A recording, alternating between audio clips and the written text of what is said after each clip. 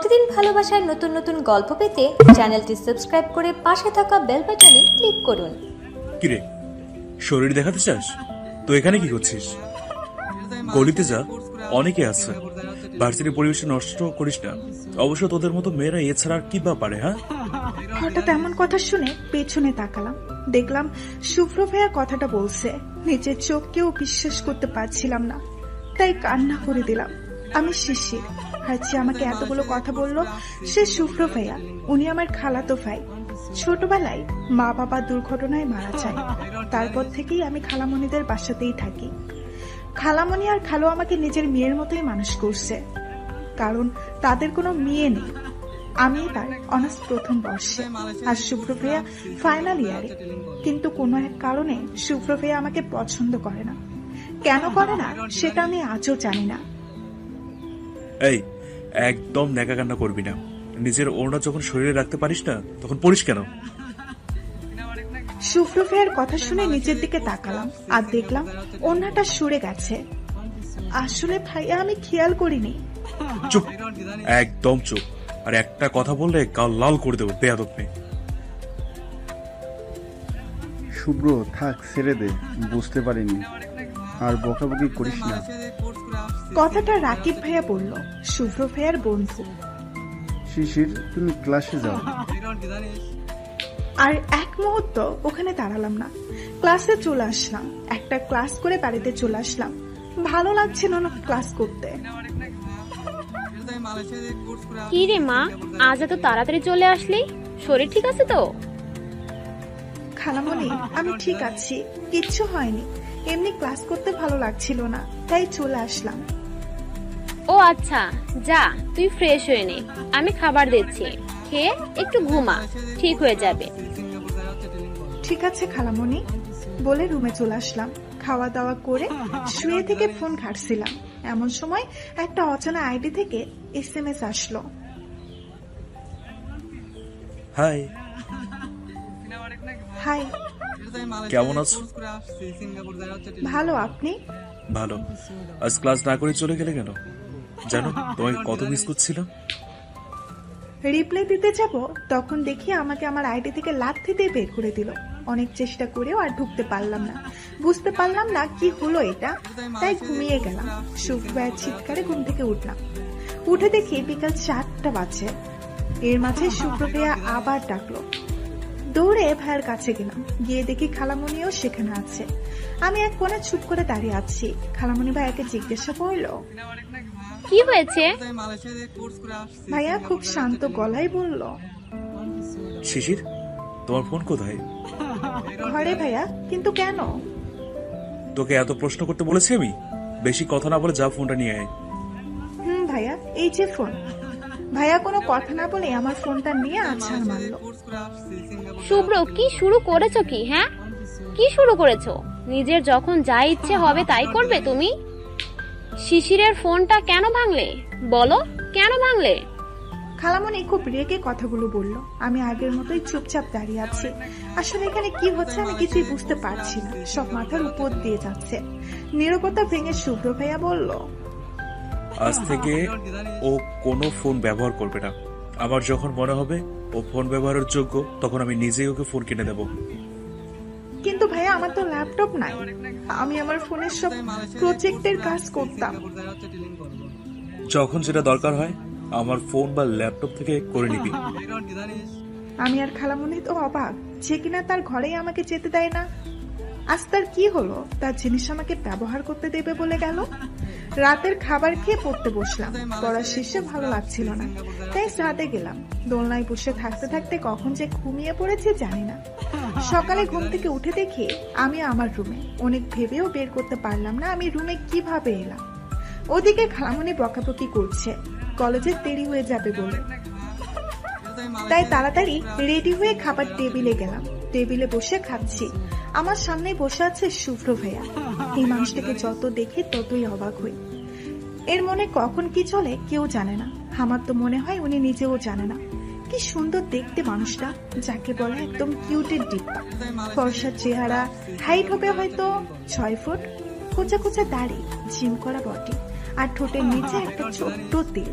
মনে হচ্ছে এই তিলটাই তাকে আরো বেশি সুন্দর করে তুলেছে। এত সুন্দর কেন এই মানুষটা? ওই এমন ভাবে তাকিয়ে আছিস কেন? আমাকে যে খাবার দিয়েছে তোকে একই খাবার দিয়েছে, তো তাকিয়ে আছিস কেন? আমার পেট খারাপ করতে চাস নাকি? ওনার কথাই বেশ লজ্জা পেলাম, তাই কথা না বাড়িয়ে খাওয়াতে মনোযোগ দিলাম। শুভ্র, তুই আর শিশির তো একই কলেজে যাস, দুজনে একসাথে যেতে পারিস না? ওকে সাথে নিয়ে যাবি। মা, লাইক সিরিয়াসলি? আমি আর পারিনি ওকে নিয়ে যাব। তুমি ভাবে কি করে? হ্যাঁ, বলে চলে যাচ্ছিল, আবার ভেতরে এসে আমার হাতে ওনার বাটনটা ধরিয়ে দিল। আজ থেকে এই ফোনটা সাথে রাখবি, ওকে? আমি শুধু মাথা নাড়ালাম, তাকে হ্যাঁ বুঝালাম। এইভাবেই কেটে গেল 4 মাস। আর শুভ্র ভাইয়াদের বিদায় অনুষ্ঠান। কলেজের সকলেই শাড়ি পরবে, আমরাও আজ শাড়ি পরেছি। খালামণি, দেখো তো আমাকে কেমন লাগছে। ওরে বাপ রে বাপ, আমার মামনি তোকে এত সুন্দর লাগছে কেন? পেছনে ঘুরে দেখি খালু কথাটা বলল। আমি গিয়ে খালুকে জড়িয়ে ধরলাম। খালু, সত্যি সুন্দর লাগছে আমাকে। আমার মামনিটা তো আর এমনি অনেক সুন্দর, আজ শাড়ি পরেছে আরো সুন্দর লাগছে। আমাদের মেয়েটাকে অনেক সুন্দর লাগছে। থ্যাঙ্কস খালামণি। মা, আমি আসছি। বলেই তাড়াহুড়া করে শুভ্র ভাইয়া বেরিয়ে গেল। কাউকে কিছু বলার সুযোগই দিল না। মামনি চলো, আজ তোমাকে আমি নিজে কলেজে দিয়ে আসবো। সত্যি খালু? সত্যি পাগলি, চলো। তারপরে খালু আমাকে কলেজে দিয়ে গেল। ভেতরে গিয়ে দেখি অনেক সুন্দর করে সাজিয়েছে। দেখতে দেখতে আমার বেষ্টু নিশি আমার কাছে এলো। কিরে শিশির, আজ কাকে ঘায়াল করতে এত সাজগোজ করছিস? ব্যাপার কিরে?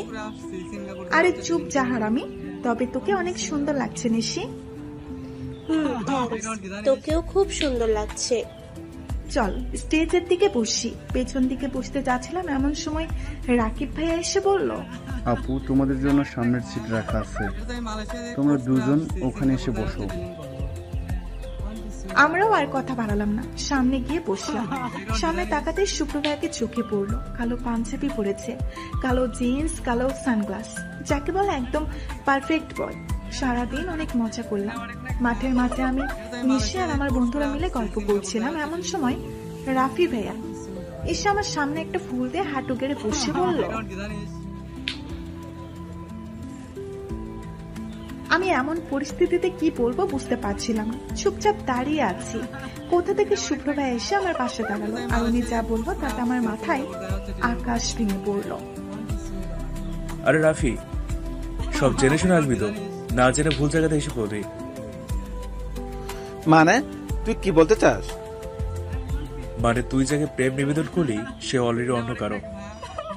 কি বলতে চাস ডাইরেক্ট বল। মানে শিশিরের বিয়ে ঠিক হয়ে আছে, ওর পড়া শেষ হলে ওর বিয়ে। এতক্ষণ চুপচাপ এদের কথা শুনছিলাম, আর এখন তো রীতিমতো শক খেলাম শুভ্রর কথায়। আমার বিয়ে ঠিক হয়েছে, আর ও নিজেই জানি না। রাফির মতো আমার চোখ বড় বড় হয়ে গেল। কিন্তু ভাইয়া, আমার বিয়ে?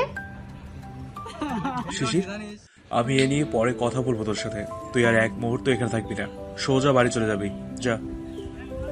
আমিও আর কথা বাড়ালাম না। মনের মধ্যে হাজারটা প্রশ্ন নিয়ে বাড়িতে চলে আসলাম।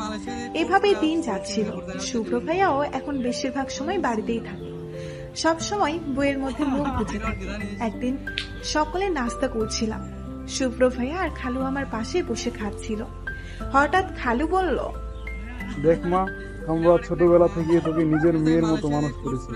কোনো মা বাবাই চায় না তার কলেজার টুকরোকে অন্য কারো হাতে তুলে দিতে, কিন্তু মা নিয়তি বড়ই নিষ্ঠুর, নিজের কলেজার টুকরো মেয়েকে অন্য কারো হাতে তুলে দিতে হয়। আমাদেরও তাই করতে হবে। শুভ্রর বন্ধু রাফির বাবা কাল আমার অফিসে এসেছিল। রাফি নাকি তোকে খুব ভালোবাসে। পরীক্ষা শেষ ওর বাবার বিজনেসটাকে জয়েন করবে। আমরা তোকে জোর করব না, তুই যেটা বলবি সেটাই হবে। কথাটা শুনে কেন জানি না আমার চোখ দুটো শুভ্র ভাইয়ার দিকে গেল। উনি খুব ভালোভাবে মনোযোগ সহকারে খাচ্ছে। মনে হচ্ছে উনি খাওয়া ছাড়া আর কিছুই বোঝে না। খুব কষ্ট হচ্ছে, কিন্তু কেন কষ্ট হচ্ছে আমার? কিরে মা, কিছু বল। খালু ছোটবেলা থেকেই তোমরাই আমার বাবা মা, তোমরা যেটা ভালো বোঝো সেইটাই করো বলেই চলে আসলাম। কেন জানি না ওখানে থাকতে ইচ্ছে করছে না, খুব কান্না পাচ্ছে।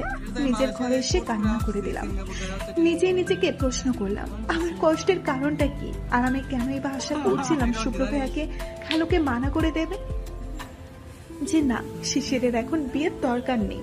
তার মানে কি আমি মনে মনে শুভ্র ভাইয়াকে ভালোবেসে ফেলেছি? কিন্তু শুভ্র ভাইয়া তো আমাকে দেখতেই পারে না, তাহলে কি আমি তার অবহেলার ভালোবাসাতেই পড়ে গেলাম? শিশির, কি রে মা, দরজা বন্ধ করে কি করছিস? কলেজে যাবি না? খালামণি, আমি আজ কলেজ যাব না, তুমি যাও, আমাকে ডাকবা না, আমি একটু একা থাকতে চাই। দুপুরে খেতেও যাই। শুভ্র, তুই কি শিশিরকে কিছু বলেছিস? মা, ওর কিছু হলেই তোমরা আমাকে বলো কেন? আজ সারাদিন তো ওর সাথে আমার দেখাই হয়নি। শিশির মা, দরজাটা খোল। কি হয়েছে আমাকে বল, কেউ কিছু বলেছে? আচ্ছা, বিয়ের কথা শুনে রাগ করেছিস? মা, দরজাটা খোল। দরজাটা খুলে খালামণিকে ভেতরে আসতে দিলাম। আমি বসে আছি, খালামণিও আমার পাশেই বসে আছে। কি রে মা, কি হয়েছে? নিজেকে আর সামলাতে পারলাম না, খালামণিকে জড়িয়ে ধরে কান্না করে দিলাম। এই পাগলি, কি হয়েছে, এভাবে কান্না করছিস কেন? আচ্ছা, আমাকে বল, শুভ্র কিছু বলেছে? বল। খালামণি, আমার মনে হয় আমি তোমার ছেলেকে ভালোবেসে ফেলেছি। তা আমার মামুনিটা যে শুভ্রকে ভালোবাসে এটা কি শুভ্র জানে? যার মানে না। তাহলে তাকে তো জানাতে হবে। কিন্তু খালু, তোমার ছেলে তো আমাকে দু চোখে দেখতে পারে না।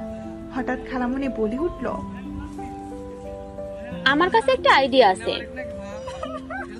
আমি আর খালু খালামণির দিকে তাকালাম। আজ শুক্রবার, রাফি ভাইয়ের পরিবার থেকে সকলেই আমাকে দেখতে আসছে। খালামণি অনেক রান্না করছে আজ। হ্যাঁ, আমাকে আমার বান্ধবীর নিশ্চয় একটা শাড়ি পরিয়ে দিয়েছে। একটু পরেই তারা বাড়িতে এলো। এখন আমি তাদের সামনে বসে আছি। এখানে সকলেই আছে, খালু, খালামণি, শুভ্র ভাইয়া সকলেই আছে। তা মা, তোমার নাম কি? নওশিন আহমেদ শিশির। রান্না বান্না করতে পারো? আমি কিছু বলতে যাব তার আগে শুভ্র ভাইয়া বলল, কেন আন্টি, ওকে দিয়ে কি শুধুই রান্না করাবেন নাকি? শুভ্র ভাইয়ের কথায় ওনারা চুপ মেরে গেল।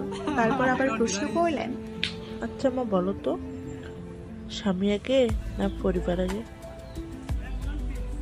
এবারও আমি কিছু বলার আগে শুভ্র ভাইয়া বলল, কেন আন্টি, বিয়ের পরের দিনে কি ওদের আলাদা করার চিন্তা করছেন নাকি? ওনার কথায় খালু বলল, শুভ্র, কি হচ্ছে এসব? বড়দের সম্মান করতে ভুলে গেছো নাকি? খালুর কথায় কোনো উত্তর না দিয়ে উনি আমাকে বলল, কিরে, তুই এখানে এখনো সংসারে বসে আছিস কেন? যা, নিজের রুমে যা।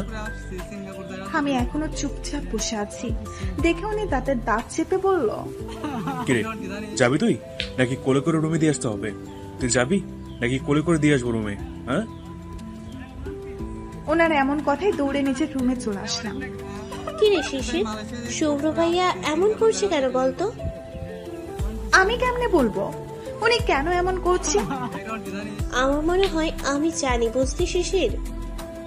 কি জানিস, বলে ফেল। আমার মনে হয় শুভ্র ভাইয়া আর তোর মাঝে সামথিং। মানে আমার মনে হয় শুভ্র তোকে পছন্দ করে, তাই তোর বিয়ে হতে দেবে না। সত্যি বলছিস তুই? বিশ্বাস কর মাইজান, তোর কথা যদি সত্যি হয় আমি তোকে তেলাপোকা স্যুপ খাওয়াবো, টিকটিকির মালাইকারি খাওয়াবো, ইঁদুরের ডিম খাওয়াবো। ওয়াচ্ছি, তুই এইসব কি বলছিস? মাথা ঠিক আছে তোর? এইগুলো কেউ খাইছি? বলেই ও রুম থেকে চলে গেল। আমি মনে হয় ভুল জায়গাতে ভুল কথা বলে ফেলেছি। সে যাই হোক, তাতে আমার বাপের কি? পরের দিন জানতে পারলাম উনি নাকি ওদের বলেছে। যা হবার আমার অনার্স কমপ্লিটের পর হবে। এখন যেন এ বাড়িতে কারো কোনো বিয়ের কথা না তোলা হয়, না বলা হয়। বলেই চলে গেছেন। তাই রাফি ভাইয়াও চলে গেছে। রাতে ডিনার করার সময় খালামণি বলল, রাফি বাড়িতে গিয়ে ফোন দিয়েছিল, ওরা শিশিরের পড়া শেষ না হওয়া পর্যন্ত অপেক্ষা করবে। আর এতদিন রাফি শিশিরের সাথে টুকটাক কথা বলতে চাই। আমি বলে দিয়েছি কোনো সমস্যা নেই, কথা বলতে পারে। আমি তো শিশিরের নাম্বারটাও দিয়েছি রাফিকে। ছেলেটাকে আমার খুব ভালো লেগেছে, তাই আমিও চাই আমার মেয়েটাকে ওর হাতে তুলে দিতে। শুভ্র ভাইয়া শুধু বলল, মা, তুমি তো বিদ্যুতের গতিতে ছুটছ, এত তারা কিসের? নাকি এখন ওকে তোমাদের বোঝা মনে হচ্ছে? হতেই পারে, সারা জীবন তো আমাদের বাড়িতেই কাটিয়ে দিল। কথাটা শুনে খুব মন খারাপ হয়ে গেল। মাথা নিচু করে বসে আছি, তখনই ফোনটা বেজে উঠলো। খুব বিরক্ত লাগছিল। ফোনের দিকে তাকিয়ে দেখি রাফি ভাইয়া ফোন দিয়েছে। কে ফোন দিয়েছে? রাফি ভাইয়া। ও আচ্ছা, যা রুমে গিয়ে কথা বল। আমিও রুমে চলে আসলাম। কেমন আছো বিন্দু শিশির? ভালো, বাট ভাইয়া আমার নাম শিশির। আমার কথা উনি হাসলেন, তারপর বললেন, জানি তোমার নাম নসীন আহমেদ শিশির, কিন্তু আমি তোমাকে ভালোবাসে বিন্দু শিশির ডাকতে চাই, মানা করো না। আমি আর কথা বাড়ালাম না, টুকটাক কথা বলে ঘুমিয়ে গেলাম। এভাবেই প্রায় রাফি ভাইয়া ফোন দিত। কথা বলার ইচ্ছে না থাকা সত্ত্বেও কথা বলতে হতো। একদিন রাতে শুয়ে থেকে রাফি ভাইয়ার সাথে কথা বলছিলাম। লোকটা একদম খারাপ না, মানুষকে খুব হাসাতে জানে। আমিও তার কথায় হাসছিলাম। এমন সময় শুভ্র ভাই আমার হাত থেকে ফোনটা কেড়ে নিয়ে ভেঙে ফেললো। ওনাকে দেখে খুব ভয় পেয়ে গেলাম। ওনার চোখ দুটো আগুনের মতো হয়ে আছে, এমন ভাবে চেয়ে আছে যেন এখনই আমাকে কাঁচা গিলে খাবে। আচ্ছা, আমাকে যদি রান্না না করে খাই তাহলে কি ওনার পেটে সমস্যা হবে? হলে আমার বাপের কি? কথাগুলো ভাবছিলাম, এমন সময় শুভ্র ভাই আমার হাত দেওয়ালের সাথে চেপে ধরে বলে উঠলেন, আর কোনো দিন যদি কারোর সাথে ফোনে কথা বলা দেখি, তাহলে সেদিনই হবে তো শেষ দিন। খুব সাহস করে বললাম, কিন্তু ভাই আমি তো আমার হবু স্বামীর সাথেই কথা বলছিলাম। কথাটা শেষ করার আগে উনি আমার ঠোঁট দুটো দখল করে নিলেন, আর সব রাগ যেন আমার ঠোঁটের উপরে ছেড়ে দিচ্ছে। উনি হঠাৎ এমন করবে কখনো ভাবতে পারিনি। কান্না করে দিলাম। কিছু সময় পরে উনি আমাকে ছেড়ে দিয়ে চলে গেল, আর যাওয়ার আগে বলে গেল, শুভ্র শিশিরের গল্পের পাতায় থাকবে, অন্য কেউ না। কথাটা যেন মাথায় থাকে। বলেই চলে গেলেন, আর আমি সেখানেই বসে পড়লাম। কখনো ভাবতে পারিনি শুভ্র ভাইয়া এমন করবে। খুব কষ্ট হচ্ছিল। কান্না করতে করতে কখন ওখানে ঘুমিয়ে গেছি মনে নেই। সকালে কিচ্ছু খাইনি। আজ থেকে শুভ্র ভাইয়ার পরীক্ষা শুরু। উনি সকালে নাস্তা করে পড়তে বসেছে। আমি চুপটি করে ঘরের মাঝে বসে আছি। কিছুই ভালো লাগছে না। মাথার মধ্যে কিছু প্রশ্নও ঘুরছে। উনি কি আমাকে ভালোবাসে, নাকি ওনার বাড়িতে থাকি বলে ওনার সম্পত্তি ভাবে? খালামণি রান্না করছে, আমি টিভি দেখছি। শুভ্র ভাইয়াও পরীক্ষা দিয়ে বাড়ি চলে আসছে। মনে হয় শুয়ে আছে। খালামণির কাছে শুনলাম ওনার পরীক্ষা খুব ভালো হয়েছে। এইভাবে দেখতে দেখতে ওনার পরীক্ষা শেষ হয়ে গেল। এর মাঝে রাফি ভাইয়ার মাঝে মাঝে আমাদের বাড়িতে আসতেন। আমাকে খালি ফোন কিনে দিতে চাইছিল, আমি নেইনি। আজ শুভ্র ভাইয়ার রেজাল্ট দেবে, কিন্তু ওনার মাঝে বিন্দু মাত্র চিন্তা নেই। খুব নর্মালি চলাফেরা করছে। খালামণি তো টেনশনে শেষ। মা, এমন করছো যে আমি প্রতি বছর ফেল যাই? এবারও যাবো, আজই একটু শান্ত হও। হঠাৎ রাফি ভাই আসলো হাতে মিষ্টি নিয়ে। রাফি ভাইয়া ফার্স্ট ক্লাস পাইছে, সেটা শুনে তো খালামণি আরো চিন্তায় পড়ে গেল। একটু পরে ভাইয়ারও রেজাল্ট জানা গেল। ভাইয়াও খুব ভালো রেজাল্ট করছে, উনিও ফার্স্ট ক্লাস পাইছে। এই খুশিতে খালামণি আজ রাতে বাড়িতে একটা ছোট্টখাটো পার্টির আয়োজন করে। সেখানে আমাদের কাছের কিছু কিছু আপনজন আর শুভ্র ভাইয়ার ক্লাসমেটরা সকলেই। সন্ধ্যার সময় আমি রেডি হচ্ছিলাম, এমন সময় দরজার কাছ থেকে কেউ বলে উঠল, সংসারে কাকে দেখাবি আর কোথায় যাবি? আর হ্যাঁ, আজকে পার্টিতে যাতে তোকে না দেখি। কোথা থেকে খালামণি এসে এই কথার জন্য বকাবকি করছে। মা, আমি কোনো কথা শুনতে চাই না। এই পার্টিতেও থাকবে না, ব্যাস। খালামণি কিছু বলার আগেই আমি বললাম, ভাইয়া চিন্তা করবেন না, আমি যাব না। খালামণি প্লিজ কথা বাড়িও না, ভালো লাগছে না, খুব অপমানিত লাগছে। আজ আমার মা বাবা বেঁচে থাকলে হয়তো শুভ্র ভাই আমার সাথে এমন করতেন না। ওদিকে পার্টি শুরু হয়ে গেছে, আমি ঘরে শুয়ে আছি, একটুও ভালো লাগছে না। এমন সময় খালু আর খালামণি আসলো আমার রুমে। খালু আমার মাথায় হাত রাখতেই তাকে জড়িয়ে ধরে কান্না করে দিলাম। আচ্ছা তোমরাই বলো তো, আমি কি খুব খারাপ যে আমাকে একটুও ভালোবাসা চায় না? খালামণি তুমি তো সেদিন বললে তোমার কাছে একটা প্ল্যান আছে, আমি যদি ভাইয়ার সামনে অন্য কারোর সাথে মিশি কথা বলি তাহলে ভাইয়াও তার মনের কথা আমাকে বলে দেবে, কিন্তু দেখো উনি আমাকে দেখতেই পারে না। শিশির, আমরা একটা সিদ্ধান্ত নিয়েছি, আশা করি তুই আমাদের সিদ্ধান্ত মত দিবি। আমি খালামণির দিকে তাকালাম। আমরা চাই সামনের সপ্তাহে তোর আর রাফির বিয়ে দিতে। আমরা চাই না শুভ্র তোকে নিয়ে আর একটা কথাও বলুক। বলেই আমাকে পার্টিতে নিয়ে গেল। রাফি ভাইয়ের পাশে দাঁড় করিয়ে খালু বলল, তোমাদের সকলের জন্য একটা সুখবর আছে। আমরা আর রাফির মা বাবা মিলে ঠিক করেছি সামনের সপ্তাহে শুক্রবার রাফি আর শিশিরের বিয়ে। তোমাদের সকলের দাওয়াত রইল। কথাটা শুনে সকলে একসাথে হাততালি দিতে লাগলো। আমি আর চোখে শুভ্র ভাইয়ের দিকে তাকালাম। উনি এক কোণে একা দাঁড়িয়ে আছে। আজ আমার গায়ে হলুদ আর কাল বিয়ে। সকলে এসেছে, সকলের মুখে হাসি আছে, শুধু আমার মুখে নেই। আমি যে শুভ্র ভাইয়াকে বড্ড ভালোবেসে ফেলেছি, পারবো না ওই মানুষটাকে ছাড়া থাকতে। কিন্তু মানুষটা একটুও ভালোবাসে না আমাকে। ওইদিকে শুভ্র ভাইয়া সব কাজ করছে, এমন সময় রাকিব ভাইয়া এসে ওনার কাঁধে হাত রাখলেন। তুই কখন এলি? এই তো মাত্র। তো কেমন আছিস? কেমন আছি মানে? আমি তো ভালোই আছি, রাইট? বিন্দাস বিয়ের কাজ করছি। রাকিব ভাই আর কিছু না বলে শুভ্র ভাইকে নিয়ে তার রুমে চলে গেলেন। কেন করছিস এমন? তুই কি বুঝতে পারছিস না তুই জীবনে কি হারাতে বসেছিস? শুধুমাত্র তোর ভুলের জন্য আজ তোর ভালোবাসা অন্য কারো হচ্ছে। বুঝতে পারছিস তুই? চুপ করে থাকিস না শুভ্র। তুই নিজেও জানিস শিশির তোকে কতটা ভালোবাসে, আর আমি নিজেও জানি তুই তোর থেকে বেশি শিশিরকে ভালোবাসিস। তাহলে কেন এমন পাগলামি করছিস? এবার আর শুভ্র ভাইয়া রাকিব ভাইয়াকে জড়িয়ে ধরে কান্না করে দিল। বিশ্বাস কর রাকিব, আমি ওকে ছাড়া থাকতে পারবো না। আমি যে ওকে খুব ভালোবাসি। আমি জানি আমি ওর সাথে খারাপ ব্যবহার করি, কিন্তু বিলিভ মি, আমি ওকে নিজের চেয়েও বেশি ভালোবাসি। আমি যে অন্য সকলের মতো নিজের ভালোবাসা প্রকাশ করতে পারি না। আমি বড্ড অসহায়, নিজেকে খুব ছোট মনে হচ্ছে। আমি আর নিতে পারছি না রাকিব, বিলিভ মি। আমার তো বন্ধ হয়ে আসছে, নিঃশ্বাস নিতে কষ্ট হচ্ছে, মনে হচ্ছে আমার প্রাণ ভ্রমণটা কেউ কেড়ে নিয়ে যাচ্ছে। দেখ, পাগলামি করিস না। ছেলেদের কান্না করতে নেই, জানিস না? আর তুই তো স্ট্রোক, তোকে তো আমি কখনো ভেঙে পড়তে দেখিনি। তাহলে যেমন করছিস, আমার কথা শোন। তুই এখন কি শিশিরকে সব বলে দে যে তুই ওকে ভালোবাসিস। আমি পারবো না ওকে আটকাতে। ঠিক আছে, আমি শিশিরকে সব বলছি। উঠে আসতে নিলেই শুভ্র হাত ধরে আবার বসিয়ে দিল। কি হলো? হাতটা স্যার। ডারে হতে দে বিয়ে। আমি জানি আমি ওকে খুশি রাখতে পারবো না, কারণ আমার রাগের কারণে আমি আমার ভালোবাসা প্রকাশ করতে পারিনি। আমি জানি আমার এই রাগের কারণে আমার সাথে বিয়ে হলেও সুখী হবে না। আমি যে আমার রাগটাকে কদর করতে পারি না। হোক না ও রাফির রাজ্যের রানী, আমি জানি রাফি ওকে খুব ভালোবাসবে। চল এবার, বাইরে অনেক কাজ আছে।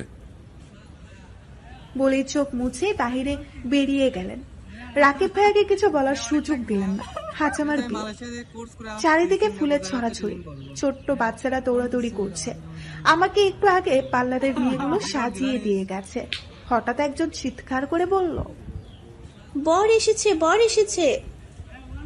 কথাটা যেন আমার বুকে তিলের মতো লাগলো। এই জায়গাটাতে তো আমি আমার শুভ্র ভাইয়াকে চেয়েছিলাম, যাকে আমি আমার সবটা দিয়ে ভালোবাসতে চেয়েছিলাম। নিজের অজান্তেই চোখ দিয়ে পানি পড়ল। বিয়ের লোকজনদের খাওয়া দাওয়া শেষ। শিশির, রাকিব ভাইয়া ফোন দিয়েছে, তোর সাথে 2 মিনিট কথা বলতে চাই। এনে কথা বল। হ্যালো শিশির। ভাইয়া বলেন। দেখো, আমি জানি তুমি শুভ্রকে ভালোবাসো, তাহলে রাফিকে কেন বিয়ে করছো? ভাইয়া এক হাতে তালি বাজে না, আর না একতরফা ভালোবাসা হয়। আমি ওনাকে ভালোবাসি, কিন্তু উনি আমাকে একটুও ভালোবাসে না।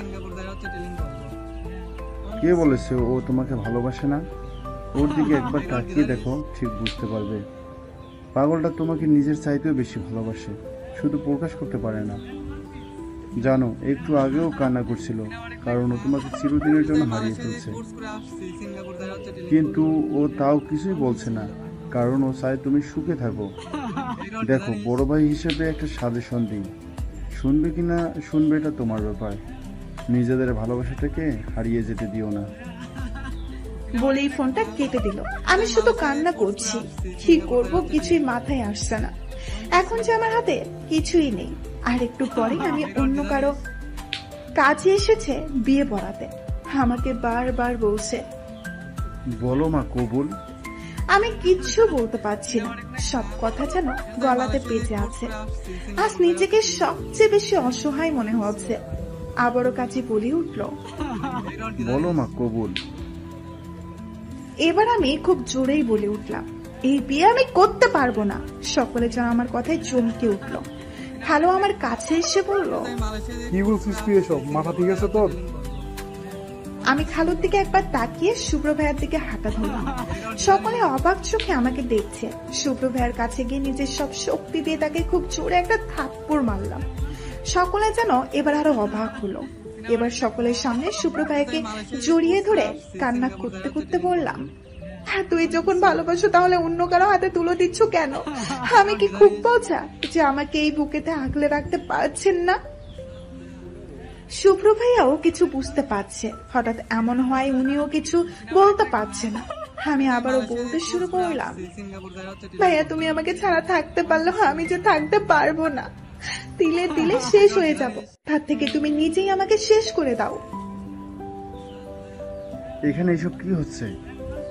আমরা কি এখানে সিনেমা দেখতে এসেছি? রাফি ভাইয়া কিছু না বলে আমাদের কাছে এসে শুভ্র ভাইয়াকে বলল, শুভ্র, তুই কি শিশিরকে ভালোবাসিস? শুভ্র ভাইয়া কিছুই বলল না, শুধু মাথাটা নিচু করে রইল। বাসর ঘরে বসে আছে আমি। এই রাতটা নিয়ে অনেকের নাকি অনেক স্বপ্ন থাকে, আমারও আছে। জানি না পূরণ হবে কিনা। একটু পরে দরজা খোলার শব্দের দিকে তাকালাম। কেন জানি না খুব ভয় লাগছে।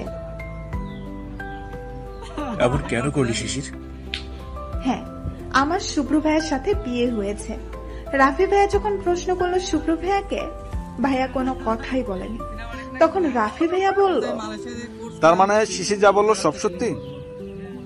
তারপর এক প্রকার জোর করেই রাফি ভাইয়া আমার আর শুভ্র ভাইয়ের বিয়েটা দিয়েছে। কারণ রাফি ভাইয়ার বাবা অনেক ঝামেলা করছিল। তখন রাফি ভাইয়া খুব সুন্দরভাবে তার বাবাকে বলল, বাবা, জোর করে হয়তো আমি শিশিরকে বিয়ে করতে পারবো, কিন্তু বিয়ের পরে কি আমি সুখে থাকতে পারবো? নাকি শিশির সুখে থাকবে বলো, আর না শুভ্র ভালো থাকবে? কারণ ওরা দুজন দুজনকে ভালোবাসে, আর আমার ভালোবাসাটা একতরফা। একতরফা ভালোবাসা দিয়ে আমি তিনজনের জীবন নষ্ট করতে পারবো না বাবা। তারপরে তার বাবা কিচ্ছু বলেনি। রাফি ভাইয়া নিজে দাঁড়িয়ে আমাদের বিয়ে দিয়েছে। অবাক চোখে তাকিয়ে ভাইয়াকে বললাম, আমি কি করেছি ভাইয়া? কি করছিস তুই জানিস না? কেন আমার জীবনটাকে নষ্ট করলি?